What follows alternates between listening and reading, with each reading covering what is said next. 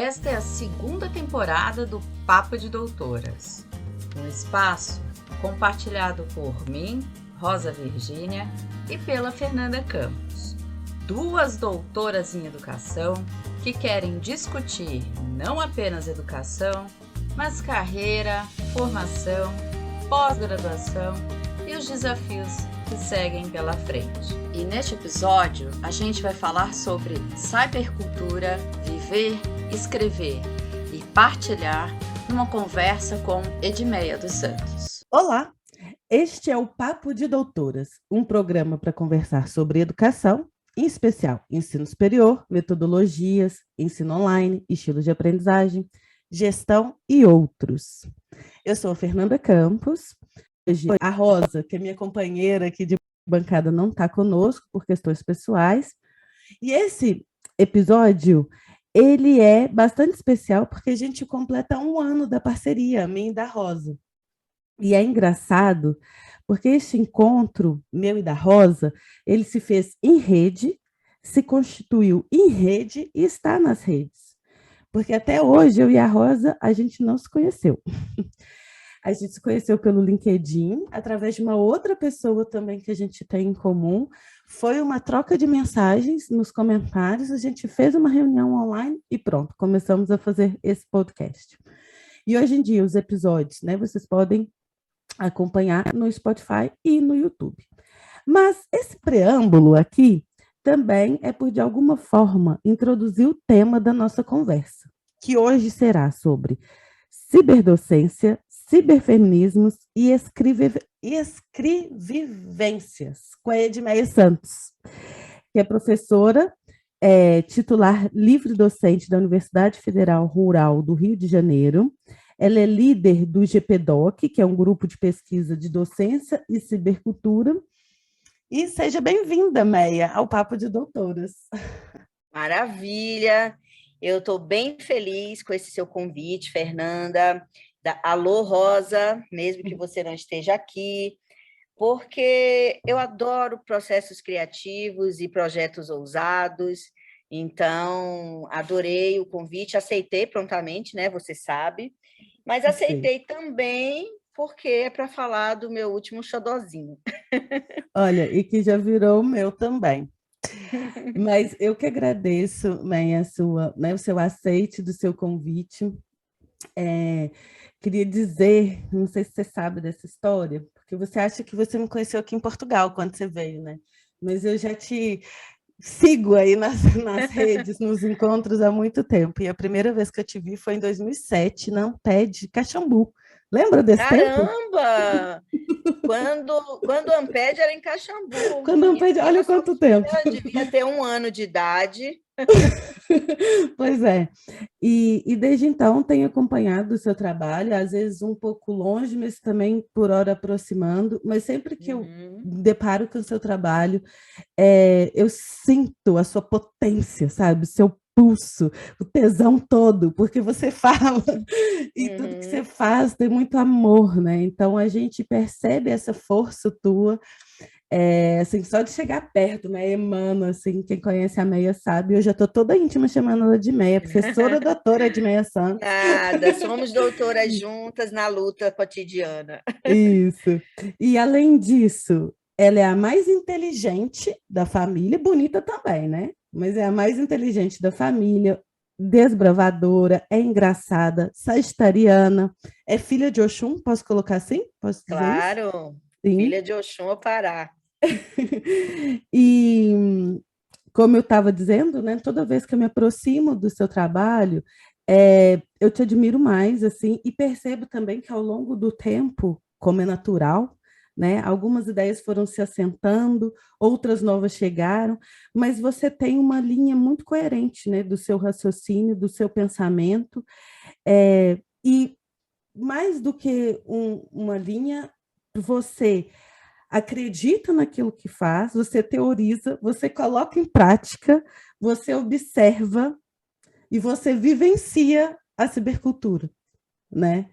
Então, e os nossos encontros também dão muito por aí, a gente vai trocando figurinhas, sobretudo no Instagram, eu vou te acompanhando ali em especial pegando suas dicas, que eu gosto muito e que também é tema do livro, não é assim as suas dicas aí.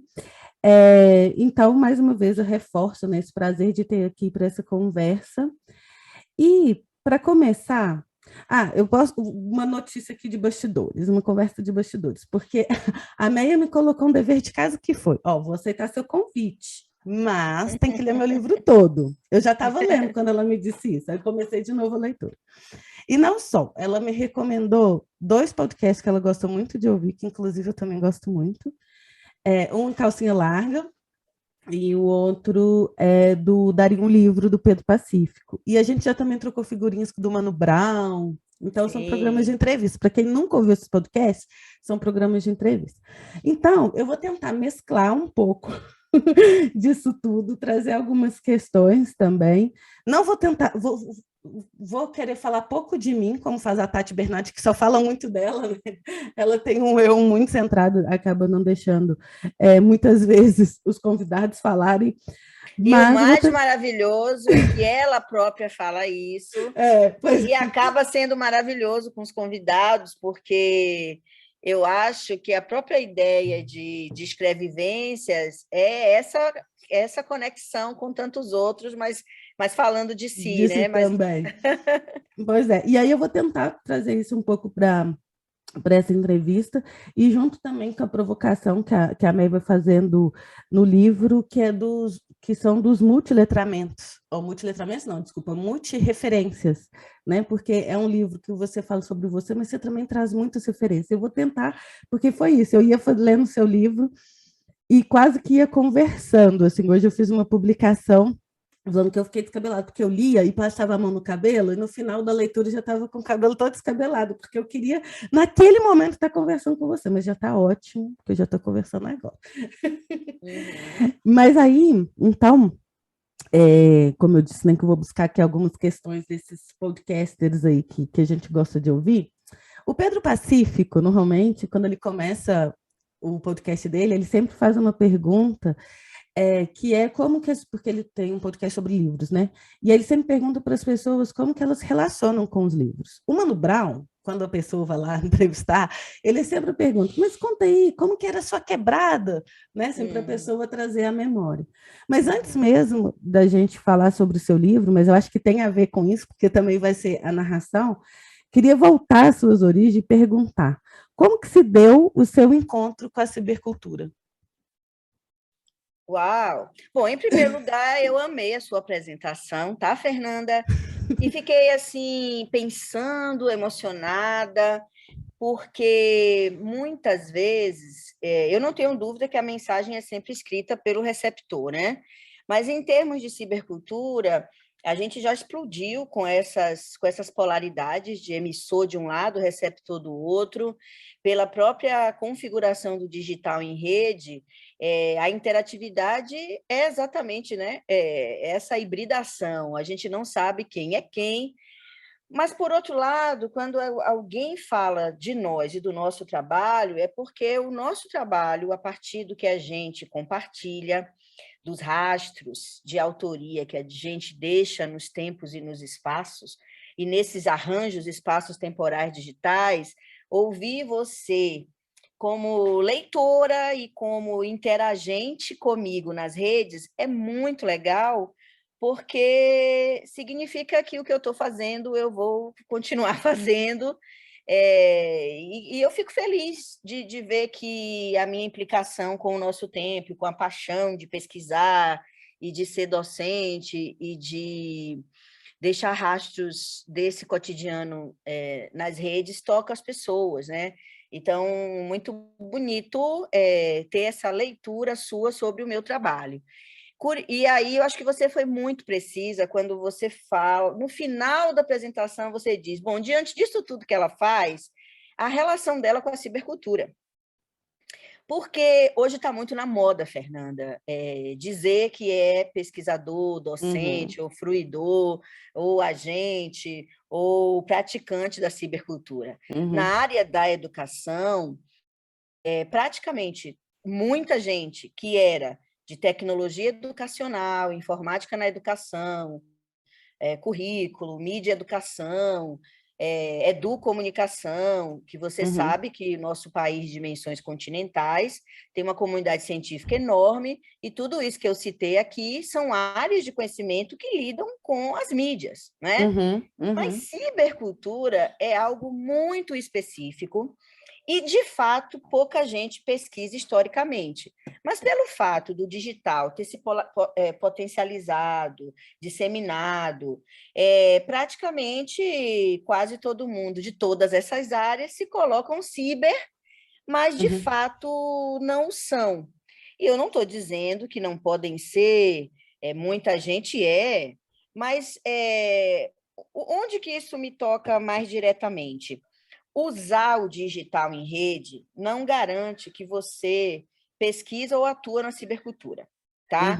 Porque todas essas áreas que eu citei, de uma certa forma, usam as tecnologias, inclusive as digitais. Mas, no meu ponto de vista, para pesquisar e ter uma relação ciber, é necessário não só conhecer a área de conhecimento específica, que no Brasil a gente tem comunidades autorizadas especificamente sobre esse tema, e eu faço parte delas há 30 anos, mas é preciso, do meu ponto de vista, ter uma relação de fato cibercultural. E aí você me pergunta muito diretamente como começou.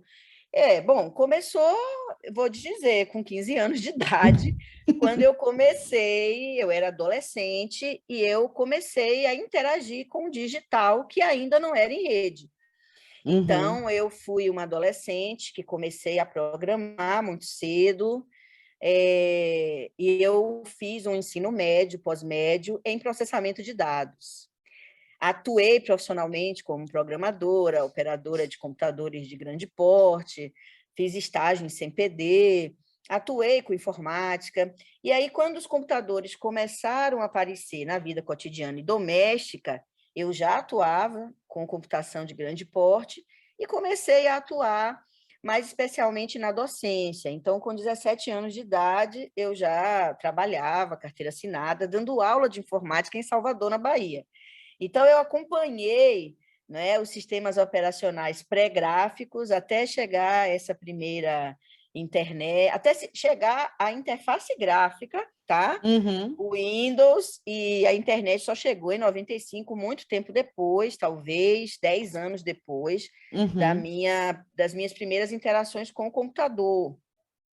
E aí eu, na verdade, conheci a internet antes da web, desde as salas, né, de bate-papo, onde a gente se reunia. Éramos jovens urbanos, classe média, que a gente interagia pelos BBS e se encontrava na cidade, né? A gente tinha a comunidade científica, que, na verdade, é uma comunidade que não era científica, apesar de todo mundo já estar entrando na universidade à época, e a gente se encontrava na cidade com o nickname. Então, a gente não... Eu sou da era que tinha um nickname, que a gente vivia processo de subjetivação sem associar a identidade civil. E isso a Sherry Turkle muito bem relatou na vida, né, no Eclã, a vida na internet, que é uma época muito pré-redes sociais. Então, minha relação com a cibercultura começa com o digital, entendendo que a cibercultura, no Brasil, principalmente, explode com a emergência da internet comercial. Tá? A partir do momento que a gente tem internet comercial, é que as pessoas comuns começam a interagir com a internet na era web 1.0. E aí, esta época, eu já fazia universidade, eu fiz pedagogia, curiosamente fiz pedagogia, não fiz computação, e aí a gente foi acompanhando, né, a evolução da web, porque cada vez que uma interface gráfica, lógica, física emerge, com elas emergem os usos, e esses usos é que configuram os fenômenos da cibercultura. Então, a gente vive uma cibercultura em um momento muito específico, muito diferente daquilo que a gente imaginou no começo, mas a minha relação com tudo isso é cultural desde a adolescência, porque Viver a cibercultura é viver a cibercultura culturalmente, não é usar o digital para um fim prático, inclusive educacional ou instrucional. É isso, e eu acho que isso dá um outro significado e qualidade para o seu trabalho, porque você observa, você vive mesmo, né? E aí, como você estava dizendo, hoje é muito fácil a gente ver pessoas dizendo que são pesquisadores dessa área, mas você não vê essas pessoas em rede também, né? E eu E acho que aí é tem a isso. ver também com um apartamento, né? Dissociação de um ato de pesquisar E um do ato de que ser, né? Não, o ato de ser está relacionado às inspirações teórico-metodológicas da pesquisa Uhum, com o construto que é a vida cultural. Não uhum, dá, na minha opinião, eu oriento os meus alunos desse jeito, é impossível para a Edmeia Santos e para o GPDoc você ser um pesquisador de cibercultura se você não está dentro, interagindo e na imersão, né? uhum, Na imersão com a coisa. Não dá para observar de fora. Mas uhum, muita gente, aí depende de cibercultura, muita gente observa de fora, mantendo a neutralidade, uhum. e aí também não me interessa. Não, claro. Não me Eu interessa. percebo, mas eu acho que isso faz uma diferença, assim, né? É, sobre o experimentar, né? Mas agora, então, vamos entrar no livro, porque tem tanta Exatamente. coisa para Senão a falar, gente fica aqui até aqui falando vai de outras ficar. coisas. Mas olha, Que tá tudo que tem a ver, né? então, Que tem agora tudo eu a vou ver. tentar ser um pouco linear, mas eu acho que eu não vou conseguir por muito tempo. Então, queria que você pegasse aí seu livro para a gente começar pelo que a gente vê aí, né? Pelo título. Eu queria que você explicasse, sobretudo, essa palavra escrevivência, né? Escrevivências. Escrevivência, porque o título é Escrevivência, cyberfeminismo e cyberdocente. O cyberdocente a gente já começou a ver, mas ainda quero explorar mais. Né? Narrativas de uma mulher na Covid-19. Aí eu queria que você explicasse um pouco, e depois também quero te fazer outras perguntas por aí, mas vamos lá, vamos Eu tentar vou ser um pouco devolver a linear. você, a pergunta. O que você sentiu quando leu a apresentação do livro? Então, eu não só a apresentação, mas o prefácio também, né? Ele já vai dando alguns caminhos para a gente desse ato de. Porque eu até. Também era uma pergunta que eu tinha, assim. Porque esse escrever e viver, né? Ou Uhum, escrever sobre a uhum, vivência, que é o que uhum. você fez, né? É, convida a gente também a entrar ali com você. Então, quando você também está falando das lives de maio, né? Muitas vezes você refere no livro e em outras palestras que eu já vi você falando assim, que é em concordância com a Lúcia Santaella, né? Que as lives elas têm esse significado da vida, né? Então você vem reforçar esse né, essa sua produção como também uma forma de sobreviver ali durante a pandemia, mas também resgatando com muita energia, muita força, tudo isso que foi produzido, porque por um lado, eu sei também que você é muito política, muito ativa, né, muito defensora, Ativista. muito, exato, ativista de muitas causas, é, e aí coloca para a gente pensar junto com você o tempo todo, como eu estava te dizendo antes, assim, eu lia seu livro, ia fazendo anotações, trazendo as minhas referências e querendo também, de alguma forma, me encorajando também a escrever também parte da minha experiência. Mas sabe que eu fiquei na dúvida? E aí eu queria que você explicasse. Tá bom, vamos lá então. Não, mas assim, É, não é tanto sobre o seu livro em si, mas, por exemplo, não, uma eu pessoa vou. que pega seu material, qual que Uhum. é a diferença de escrevivescência, de autobiografia e de memorial? Ah, maravilhosa pergunta. Olha só, a noção de escrevivências, por isso que eu devolvi a pergunta Uhum. para você em relação à apresentação, que eu sempre recomendo, quando as pessoas me perguntam sobre a capa, eu digo, lê a apresentação, depois a gente Uhum. conversa. Ah, tá. E que tem a questão do Eu espelho gostei, também, né? eu gostei muito de. Quando eu acabei de escrever essa apresentação, que eu acho que eu gastei menos de uma hora, Eu fiquei muito emocionada, porque eu achei que ficou um texto lindo. Mas Uhum, olha, o que é escrevivência? Eu aprendi, eu tive acesso a esse conceito com a nossa maravilhosa Conceição Evaristo, tá? Eu sou leitora das poesias da Conceição, quero, inclusive, ler muito mais, mas quem trouxe a noção de escrevivência, assim, é, que me tocou muito, foi uma aluna minha, a Vivian Martins, que ela já é doutora, e no nosso grupo de pesquisa, a gente começa todos os nossos trabalhos contando um pouco a nossa história de vida e formação. Aquilo uhum, que é importante, necessário e suficiente para apresentar ao leitor o nosso construto de pesquisa.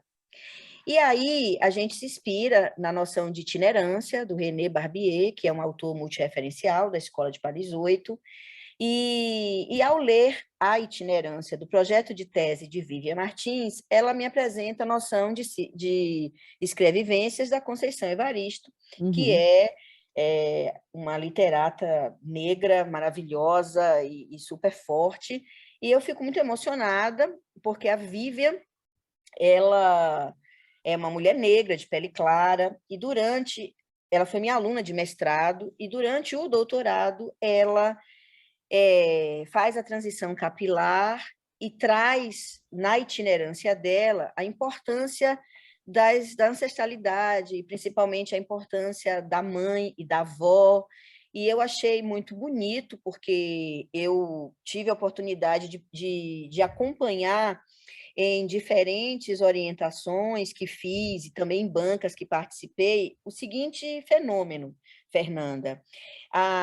Várias pessoas, né, vou citar aqui três, por Uhum, exemplo, Dilton, que foi meu aluno na UERJ, não foi me orientando, mas eu participei da banca dele do mestrado e do uhum, doutorado, a Tati Paz, que foi orientando da minha amiga Lin Alves e depois do amigo Eduardo Junqueira, a Vivian, minha aluna, que eu estou citando.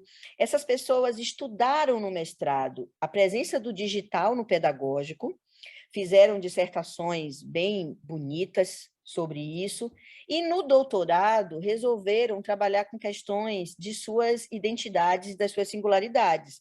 O Dilton, por exemplo, trabalhou a questão da masculinidade e saiu do armário, literalmente, não é? A Tati Paz se percebe negra e faz uma tese sobre cabelo, e a Vivian, que fez uma tese sobre pedagogia para a hipermobilidade, ela traz a questão étnico-racial dela e a importância dessas mulheres pretas.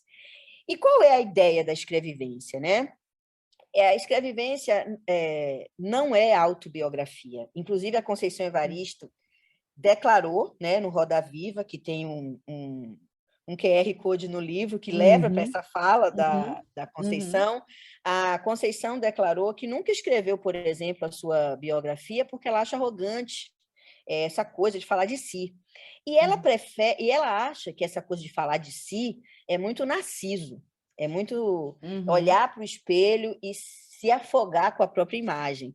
E ela prefere uma escrita que pode até falar de si, mas falar com muitas outras pessoas, falar com a sua ancestralidade e com as pessoas que estão com você ali no movimento do cotidiano. E eu acho isso maravilhoso, porque, de fato, a pesquisa que a gente faz em cultura, com cultura digital, com cibercultura, a gente fala de si, das nossas invenções cotidianas, das nossas itinerâncias, dos nossos projetos, só que a gente está em rede com coisas, objetos técnicos e pessoas. Então, uhum, escrevivência é escrever sobre si, mas trazendo redes, trazendo uhum, outras pessoas. Então, eu não tenho dúvida que o meu livro é uma escrevivência, porque eu escrevo em primeira pessoa, desde uhum, sempre, eu não sei escrever de outra forma. Eu tive a sorte de ter sido orientada por Roberto Sidney Macedo, que é um epistemólogo, que na verdade, não me apresentou exatamente a multireferencialidade, porque a professora Terezinha Frois, que é uma outra professora que apresentou essa epistemologia, mas o professor Roberto desenvolve isso muito bem, e esse exercício de escrever cientificamente, narrando, é interessante porque a narrativa, Fernanda, ela, ao mesmo tempo que é material de pesquisa, construto, objeto, quando eu falo em material de pesquisa, eu falo em dado mesmo, né? Narrativas que materializam em textos, imagens e sons, hipertextos. Esse material que a gente produz durante a pesquisa é narrativa. A gente mergulha, dialoga, alguns analisam, outros fazem interpretação, hermenêutica, o que for. Só que narrar é também um ato político de comunicar essa ciência que a gente faz. Então, quem lê Edmea Santos sabe que eu escrevo em primeira pessoa sempre. E pelo fato de fazer uma educação na cibercultura com a educação online praticada, a gente fala sobre o que a gente faz. Óbvio que a gente dialoga com a comunidade científica. Então, assim, a escrevivência é uma escrita em primeira pessoa, onde você narra sua história de vida e formação, mas sempre dialogando com muitas redes. É isso a noção de escrevivência, bricolando e se inspirando em Conceição Evaristo. Agora, quando a Conceição critica o Narciso, esse mito bem ocidental, branco, ela, em contrapartida, nos apresenta Oxum e Iemanjá, que tem espelhos, mas esses espelhos não são narcísicos, são espelhos que refletem as suas imagens, mas são espelhos que, mitologicamente, carregam toda uma ancestralidade, né? Mas vamos aqui fechar isso, arrumando um pouco essas ideias. Memorial é quando você faz a escrita de si, narrando memórias, ou de vida, ou formação, ou vida e formação, né? A itinerância, no caso, nos nossos trabalhos, não chega a ser um memorial. Você não precisa alugar o seu leitor científico contando sua vida inteira. Então, por isso que não dá para confundir itinerância com memorial, né? Agora, toda escrevivência é autobiográfica, mas nem toda autobiografia é escrevivência, porque a autobiografia tende a falar da história de uma pessoa. E é interessante também no decorrer do livro, porque é isso, porque vai misturando o que você está vivendo durante aquele período, você busca memórias, você vai em 2009, 2007, 2009, traz também essas referências, e eu fiquei também com uma ideia, e aí já estou extrapolando a pergunta, mas também falando sobre rede, que aquilo que você faz nas suas redes, você, enquanto Edmeia Santos, também não deixa de ser uma escrevivência, porque você vai partilhar, para quem não segue a Meia, já estou divulgando aqui seu Instagram, né? @Meia Santos, você também, de alguma forma, você partilha o que você lê, você partilha as suas vivências, as suas opiniões, né? As suas lutas. Então, quando a gente vai navegando ali pelo seu perfil, a gente vai encontrando também um pouco do retrato de quem é Edmeia, né? Assim. Porque, na verdade, Fernanda, resumindo tudo isso, o que eu faço é diarismo online, tá? Eu sou uma pessoa que faço diário. E eu faço diário, especialmente, a vida toda. O diário começou no caderninho, naquele caderninho de adolescência. Encadeado, né? O meu não tinha, não. O meu não tinha cadeado, não. Mas alguns tinham até, né? Mas eram aqueles caderninhos que a gente trocava com as nossas amigas, as nossas primeiras redes, assim, na escola, no colégio. E com o digital a gente foi escrevendo no computador, não é? Eu tenho uma grande amiga, Rosa Meire Carvalho, que ela fez a primeira dissertação de mestrado, talvez, pioneira, sobre diarismo, na UFBA, né, na Facom, e a Rosa, ela tem um trabalho de dissertação que ela conta a história do diário até chegar no blog, porque quando Rosa fez esse trabalho, era 2000, a gente foi colega de sala de aula, e aí a Rosa tem um trabalho teórico muito interessante sobre isso. Mas por que falar da Rosa? Porque a Rosa, ela estudou o fenômeno do diarismo online, trazendo o blog como esse corte epistemológico. Porque o que é o blog? O blog é a interface que faz a transição da Web 1 para a Web 2, porque a Web 1 era o quê? Era uma página, tanto que as páginas Chamavam chamavam-se página. websites, e você tinha uma separação física entre escrever, publicar e conversar. Então, na Web 1.0, você tinha que fazer tudo no seu computador localmente, e existiam os softwares chamados FTPs que faziam a transição da informação física do seu computador para o seu provedor. E só a partir dali que você interagia com os internautas, mas você não interagia na mesma interface. Quando a gente tinha Web 1.0, no começo, você tinha uma página bruta de conteúdo, ali não tinha onde conversar. Você disponibilizava o seu e-mail e as pessoas mandavam e-mail e você conversava pelo e-mail. Então, era tudo muito separado. O que é que o blog faz como interface? Ele conecta tudo. Então, quando você abre um blog, você já junta a autoria com a publicação e a própria interface já tem um espaço de dialogar com as pessoas. Então, o diarismo online começa com os blogs. Eu cheguei a ter blog, inclusive, existe uma área na cibercultura que chama-se Arqueologia do Ciberespaço. Tem um grupo muito forte na Unicinos que estuda o que morreu na internet. Então, esse povo que estuda o que morreu deve achar meus geosites por aí. Então, na verdade, Fernanda, eu sempre fiz diarismo online, só que o que muda é a interface.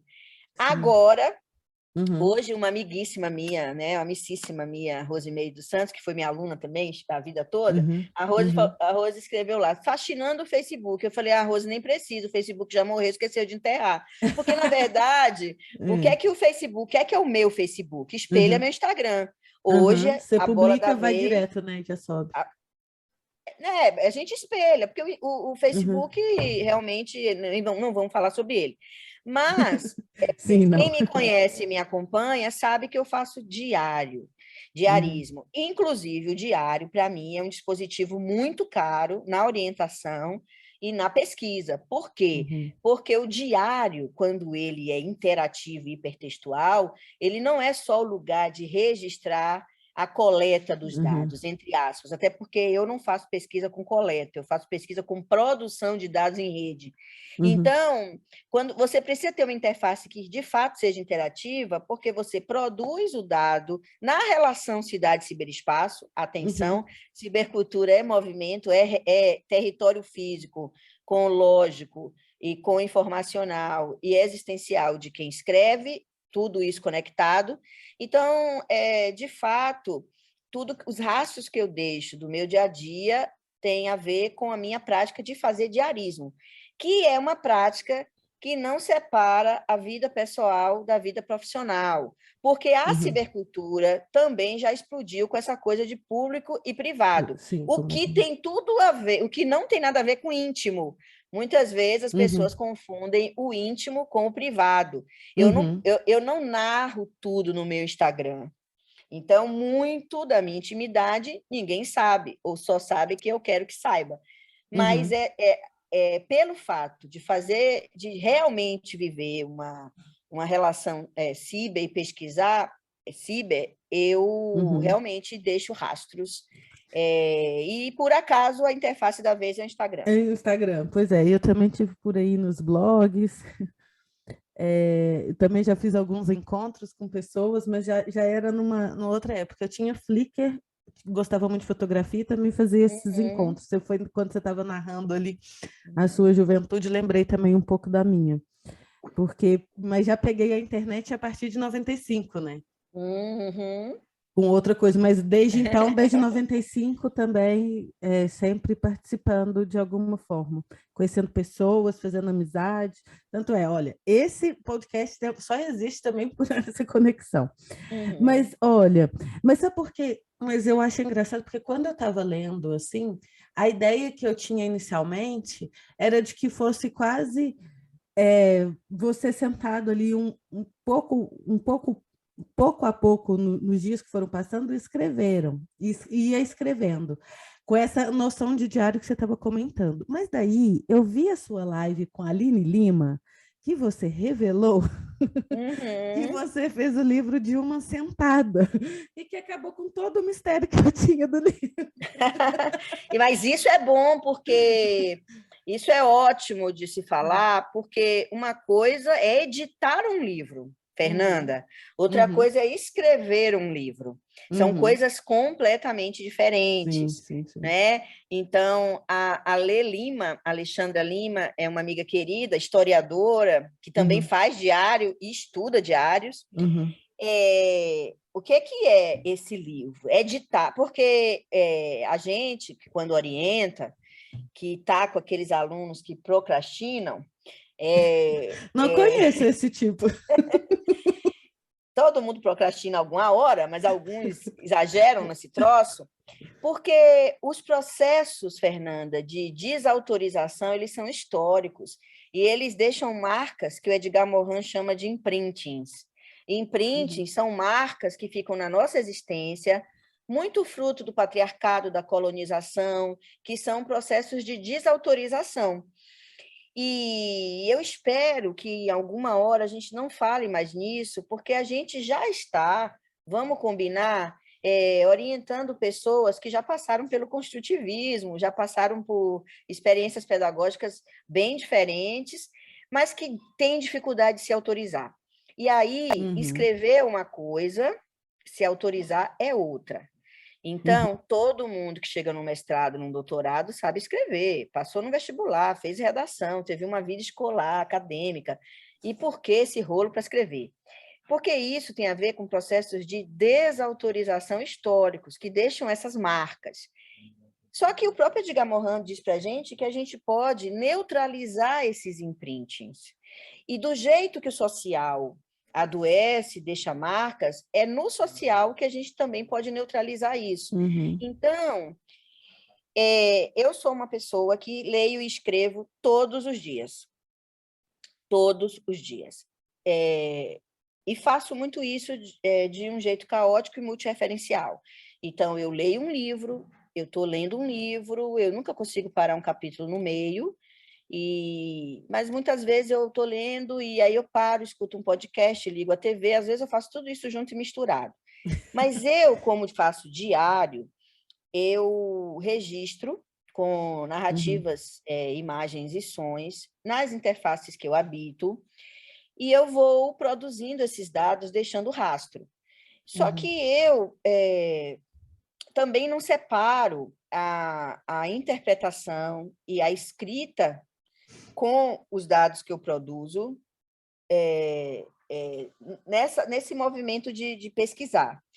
Então, quando os meus alunos, por exemplo, se deparam com o tempo cronos, que tem que entregar o texto, que tem que qualificar, uhum, muitas vezes eu reparo que eles não fizeram aquele dever de casa de ler e escrever todo dia. E aí não vai escrever, porque você não vai sentar do nada para produzir uma coisa autoral.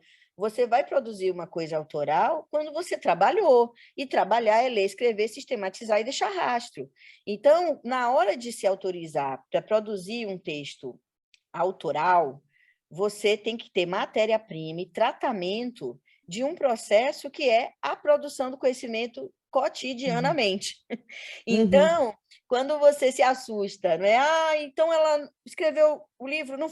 Como foi isso? Eu uhum. editei esse livro no mês de dezembro do ano passado.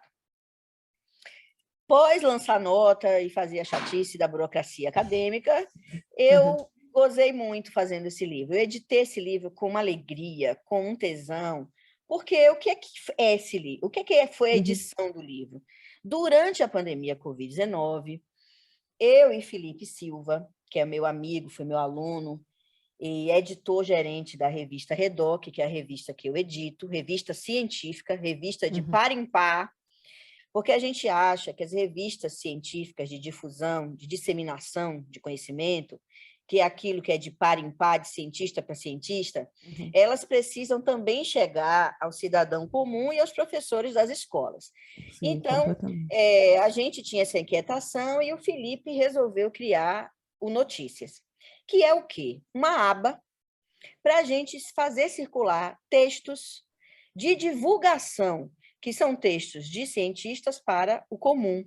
E também incentivar que o comum, e aí vamos colocar os professores aí, que não, nem sempre os professores são cientistas, mas são produtores e produtoras de conhecimento, que a gente fizesse circular textos emergentes, que fossem de divulgação, que chegassem rápido, porque educar numa pandemia, ninguém sabia como fazer.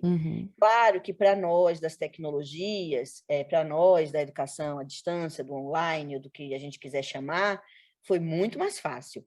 Mas a gente nunca educou numa pandemia. Então, a gente queria que esses textos insurgentes, emergentes, pudessem circular rapidamente e facilmente. Então, a gente criou a aba Notícias para fazer circular esses textos. E eu acabei fazendo esses textos, que são ensaios, muito no fluxo da pandemia Covid-19. Então, eu não gastei em cada texto desse mais que 3 horas para escrever o texto inteiro. Foram textos escritos numa sentada, como a gente diz na Bahia, só que com muito trabalho diário. Sim, então, e que é que você traz a sua carga toda também, né? Assim, e todos, é o que todos esses está... anos É o de que... pesquisa, né? De experiência. Porque só consegue fazer isso quem já tem um modo operandi ciber. Ou seja, quem produz, escreve, fotografa, dialoga com o que aparece na rede, porque você percebe que as narrativas que disparam os textos, elas são rastros, nem sempre meus e nem sempre produzidos por mim, muito pelo contrário. Né? Você viu que a narrativa que dispara o texto do Polidense é a narrativa de uma mulher quase vítima de feminicídio. Né? Então, no fundo, quando eu digo cada texto foi escrito rapidamente, isso só foi possível porque eu já estava pensando sobre os temas, os materiais já estavam selecionados em arquivos, nas minhas redes, eu já dialogava com as pessoas que dispararam muitas dessas narrativas, e aí aquilo que toca se materializa em textos desse tipo. E aí, o que é que foi interessante? A gente percebeu, por exemplo, que o meu artigo EAD Palavra Proibida, Educação Online, pouca gente sabe o que é, e o remoto é o que tem para hoje, ele teve 8.000 acessos. Hoje pode ter mais. Então, assim, quando que um artigo científico tem 8.000 acessos? Quer dizer, meu texto mais citado, que é o meu artigo que está no repositório aí em Portugal, que é EAD, Fenômeno da Cibercultura, é o meu texto mais citado, não chega nem perto, né, desses acessos todos. Então, esses textos eles foram produzidos durante a pandemia Covid-19. Então, o subtítulo, Fernanda, do livro Narrativas de uma Mulher durante a pandemia Covid-19 é a essência do livro.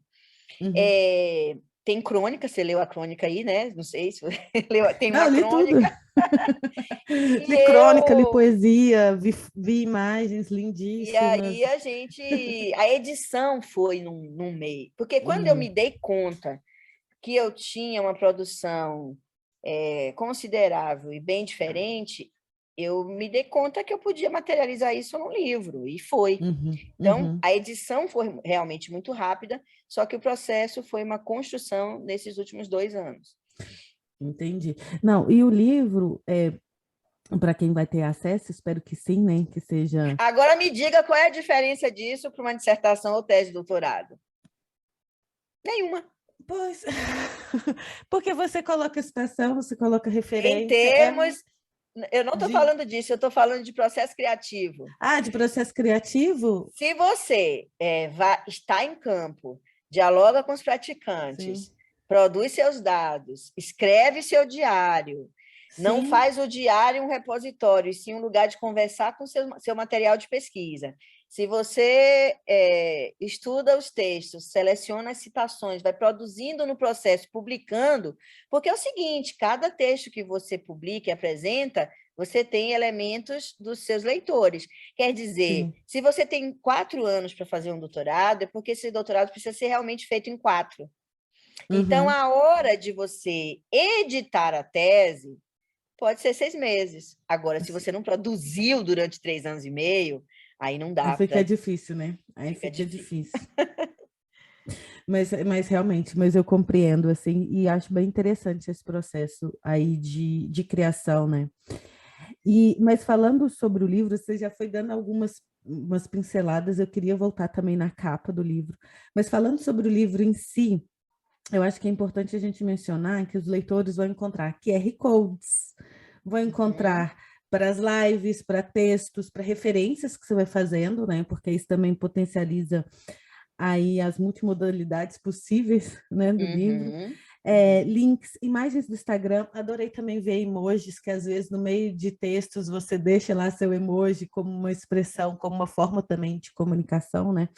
É, desse processo todo ciber. Mas, voltando um pouco ainda para o texto e para a capa, porque também você foi resgatar a introdução, né, que fala de Narciso, fala de Oxum, fala de Iemanjá, é porque a capa tem um espelho. Uhum. É o bebê de Oxum. Ah, tem um espelho, que é o bebê de Oxum, Uhum. e tem mulheres dentro desse espelho. E quem Uhum. fez essa? E aí, queria entrar num outro ponto do livro, que são as ilustrações, porque o livro tem 8 capítulos, tá, gente?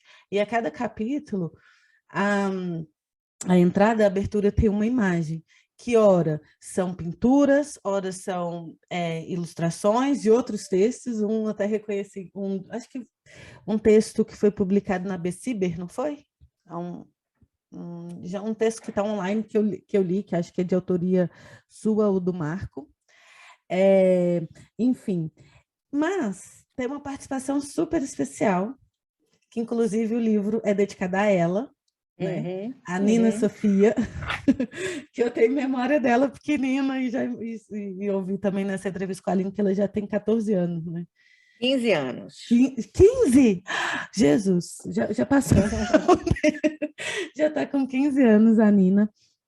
E ela que fez essa capa. E eu queria que você contasse um pouco dessa história que eu achei muito bonita. Porque você começou a falar um pouco, que você falou assim, quando eu terminei de escrever a apresentação, achei muito bonito, mas eu já sei a segunda parte da história porque eu ouvi sua entrevista, mas eu queria que você contasse agora para quem está nos ouvindo aqui. Então, a Nina Sofia, ela é uma artista visual, ela desenha desde sempre, e, e eu queria muito que ela ilustrasse um texto meu e tudo isso, e eu, quando escrevi a crônica, eu pedi para a Nina ilustrar a crônica, e ela leu e não gostou, e disse, não vou ilustrar porque eu não gostei. Ok, filha de Admeia Santos, tudo bem? E aí, quando eu fiz a apresentação do livro, eu estava vendo TV e aí eu fiquei falando sozinha na sala. Ela passou para ir na cozinha pegar alguma coisa, me viu toda feliz e aí falou: O que está acontecendo, mamãe? Você está assim toda feliz? Eu falei: Não, porque eu acho que eu escrevi a apresentação do meu livro Uhum. e eu fiquei muito feliz com o que eu escrevi. E ela se interessou e que pediu para ler a apresentação.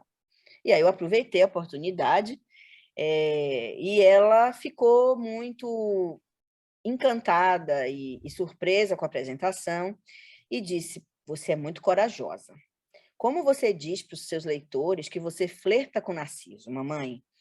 E aí eu falei: Nina, todas as pessoas são narcisas, narcísicas. Quando a coisa é patológica, que é doença, né?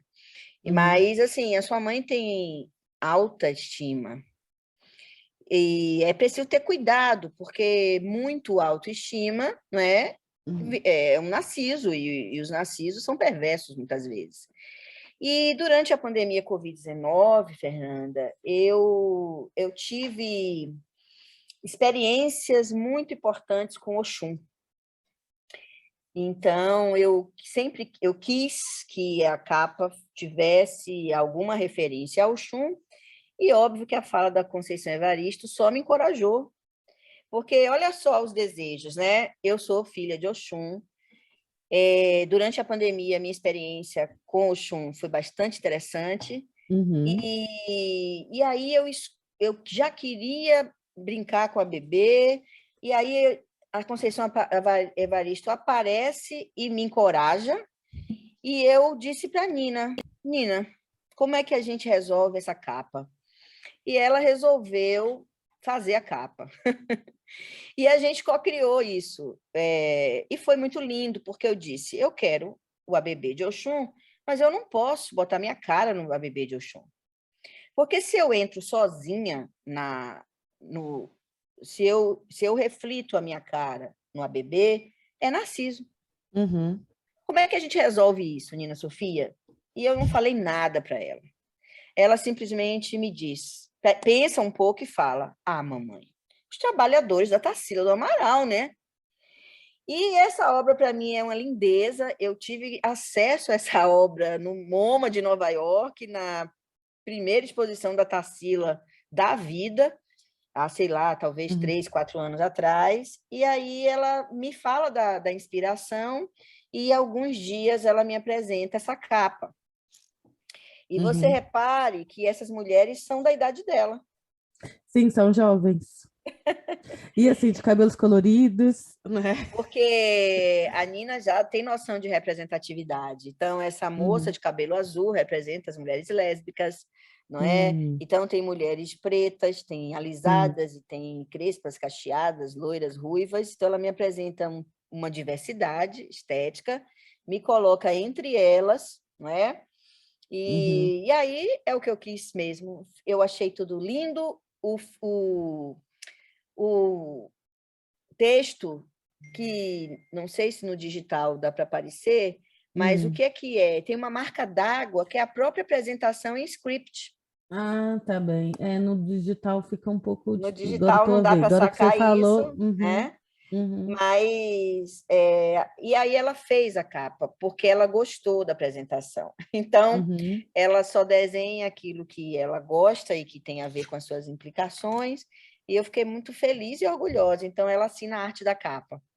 Mas aí, trazendo a Nina, trazendo essa história toda que você contou, também dá para perceber que o seu livro é um livro sobre mulheres, né? Assim, você, uma mulher narrando isso, muitas das suas referências são mulheres, tem a participação de outras também ilustradoras, né?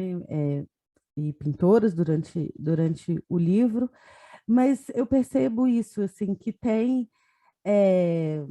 várias figuras de representações muito fortes femininas no seu livro, né? E aí, não à toa, tem esse tema também do ciberfeminismo, que eu acredito, né? E dá para notar que você está muito atenta a ele,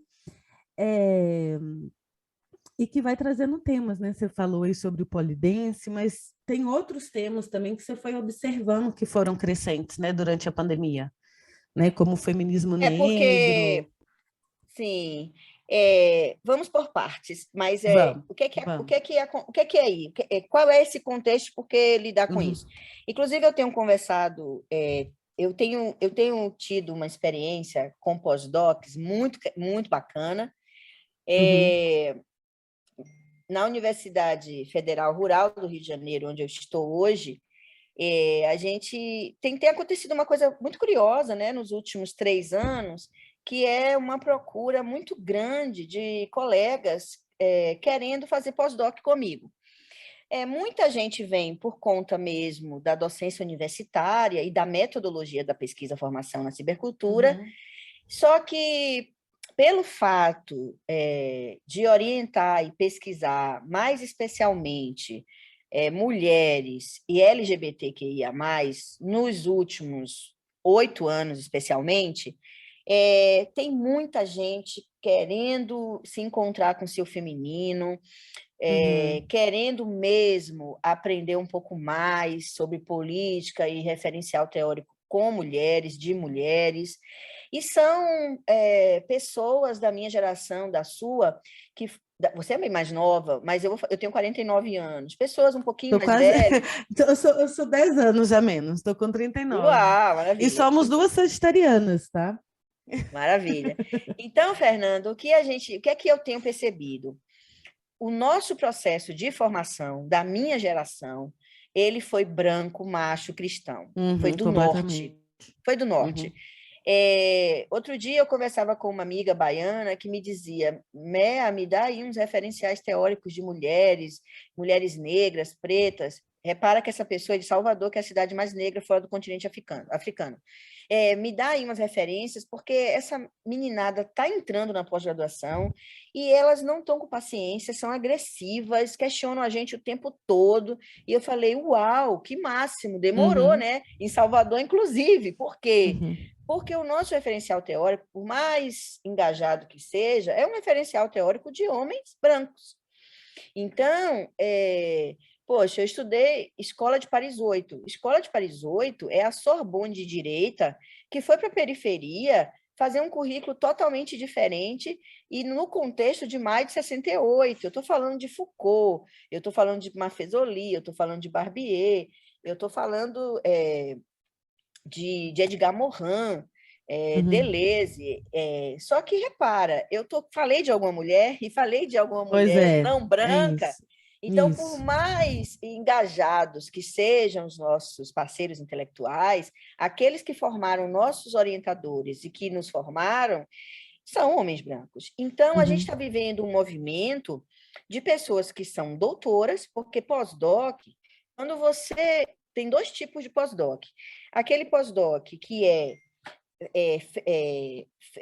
praticado por pessoas que saem do doutorado sem a experiência na pós-graduação, e aí você tem uma relação que até um pouco continuidade de orientação, e a pessoa vem para o pós-doc para aprender a ser docente e pesquisador, até para se preparar para concurso. Só que você tem também o pós-doc entre pares, que são pessoas que já estão na pós-graduação e que querem muito mais conversar, porque aí a relação é de supervisão, de conversa entre pares mesmo. E eu estou sendo procurada, nos últimos 2 anos, muito mais para interagir com pessoas que querem se aproximar de referenciais não brancos e de discussões feministas. E aí, por conta de fazer isso com cibercultura, porque muita gente que me procura já pesquisa em cibercultura ou na docência universitária, isso tem sido muito bacana. Mas por que que, de repente, agora as pessoas estão me vendo mais feminista ou falando de ciberfeminismo, já que eu passei muito tempo falando de educação online ou de metodologia de pesquisa? E aí eu vou desmistificar uma coisa. Você falou de multireferências, eu trabalho, fui formada com abordagem multireferencial da Escola de Paris 8. Então, a multireferencialidade é uma abordagem epistemológica que trabalha com a noção de referência e não com a noção de disciplina. Rapidamente. Disciplina é qualquer área do conhecimento científico, né? E é a ciência, é o ensino de uma ciência ou qualquer área do conhecimento organizado. Assim conceitua Edgar Morin, por exemplo. Então, quando você traz a ideia de referência, a noção de referência, você inclui a disciplina, mas não é só a disciplina. Então, a ciência é uma referência e não exatamente a referência. Então, a noção de referência, ela aborda os saberes cotidianos, os saberes comuns, a filosofia, as artes, os etnométodos, que são os métodos próprios de cada cultura, a forma como cada cultura engendra seu cotidiano. E a multireferencialidade contempla tudo isso para fazer ciência, mas também para dialogar com os fins práticos, né? O Jacques Ardoinot, ele vai falar que a multireferencialidade é a abordagem epistemológica para todos os fins práticos. Todos os fins práticos são todos os fins práticos, né? Culturais, científicos, não científicos, etc. Então, por que eu estou contando isso? Porque a multireferencialidade me autoriza a hoje interseccionar mais. Então, interseccionalidade, que é a palavra da moda, é a intenção de, num construto de pesquisa, você olhar para questões de classe, gênero e sexualidades, intencionalmente. Então, não é que eu nunca olhei para isso, eu sempre olhei, porque a multireferencialidade não me deixa pesquisar sem prestar atenção nisso tudo. Mas no atual momento histórico, não é? Vivendo uma tragédia política como essa que a gente vive no Brasil e também no mundo, não dá mais para só discutir a autoria docente na cibercultura sem intencionalmente dizer eu quero que seja antirracista, antissexista, eu quero que seja feminista. E então, o que é pesquisar na cibercultura? Apoiar a produção de conteúdo de qualidade é um ato revolucionário. Acesse Apoia-se e contribua com a Fabricante de Ideias.